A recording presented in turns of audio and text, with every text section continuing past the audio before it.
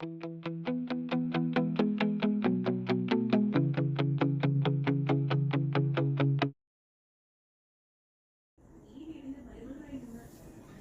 നമ്മുടെ ക്വസ്റ്റ്യൻ നോക്കിയേ, രണ്ട് സംഖ്യകളുടെ തുക 26ഉം വ്യത്യാസം 4ഉമാണ്. സംഖ്യകൾ എന്തൊക്കെയാണ്? അപ്പൊ ഇങ്ങനെ വരുമ്പോ രണ്ട് സംഖ്യകളുണ്ട് അല്ലേ? ആദ്യത്തെ സംഖ്യ നമുക്ക് എങ്ങനെ വിളിക്കാം? എക്സ് എന്ന് വിളിക്കാം. രണ്ടാമത്തെ സംഖ്യ എന്താണ്? രണ്ടാമത്തെ സംഖ്യ വൈ. ഓക്കെ, നമ്മളോട് പറഞ്ഞിട്ടുണ്ട് രണ്ട് സംഖ്യകളുടെ തുക എന്ന് പറയുമ്പം എക്സ് പ്ലസ് വൈ സമം എത്രയാണെടാ? 26. വ്യത്യാസം, അതായത് എക്സ് മൈനസ് വൈ സമം എത്രയാണ്? 4 ആണ്. അപ്പൊ നമുക്ക് എന്ത് കിട്ടിയിട്ടുണ്ട്? രണ്ട് ഇക്വേഷൻ കിട്ടി അല്ലേ? ഇത് ഇക്വേഷൻ നമ്പർ 1, ഇത് ഇക്വേഷൻ നമ്പർ 2. ഓക്കെ, ഇതുവരെ ക്ലിയർ ആയല്ലോ? ഇക്വേഷൻ ഫോം ചെയ്യുന്നത് വരെ നിങ്ങൾക്ക് കറക്റ്റ് ആയിട്ട് മനസ്സിലായി കഴിഞ്ഞു കഴിഞ്ഞാൽ ബാക്കി നമുക്ക് സോൾവ് ചെയ്യാൻ വളരെ ഈസിയാണ്. ഓക്കെ, നമുക്ക് എന്താ ചെയ്യേണ്ടത്? ഇക്വേഷൻ 1നെ എന്ത് ചെയ്യണം? ഇക്വേഷൻ 2ൽ നിന്ന് കുറയ്ക്കണം. ഓക്കെ, എങ്ങനെ ചെയ്യൂടാ?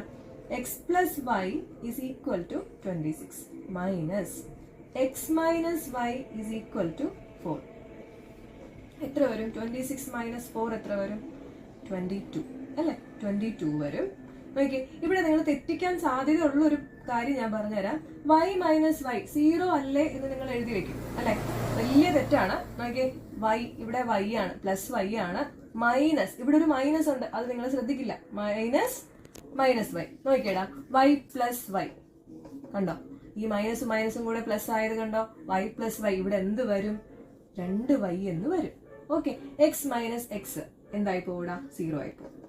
ഓക്കെ, അപ്പൊ നമുക്ക് കിട്ടി 2y is equal to 22. Okay, that is y is equal to 22 divided by 2. വെട്ടിപ്പോയാൽ എന്ത് വരും? 11. അപ്പൊ y ഈസ് അടുത്തത് നമുക്ക് y കിട്ടി. അപ്പൊ എക്സ് കിട്ടാൻ ഇനി എളുപ്പമല്ലേ? എക്സ് പ്ലസ് വൈ ഏതെങ്കിലും ഇക്വേഷൻ കൊടുത്താൽ മതി അല്ലെ? നിങ്ങൾക്ക് ഇഷ്ടമുള്ള ഇക്വേഷൻ കൊടുത്തോ. നമുക്ക് ഫസ്റ്റ് ഇക്വേഷൻ കൊടുത്താൽ X plus Y is equal 26.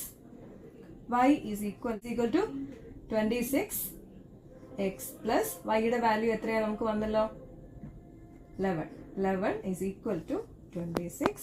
X is equal to 26 minus 11. Okay, എത്ര വരും? 15. ഓക്കെ, അപ്പൊ നമുക്ക് എക്സിന്റെ വാല്യൂ കിട്ടി. എക്സ് എത്രയാണ്? 15. വൈ എത്രയാ? 11. കണ്ടോ, നമ്മൾ പറഞ്ഞതുപോലെ വന്നില്ലേ? നമ്മളുടെ പ്രോബ്ലത്തിൽ പറഞ്ഞ കണ്ടീഷൻസ് ഒക്കെ സാറ്റിസ്ഫൈ ചെയ്തോ നോക്കിയേ.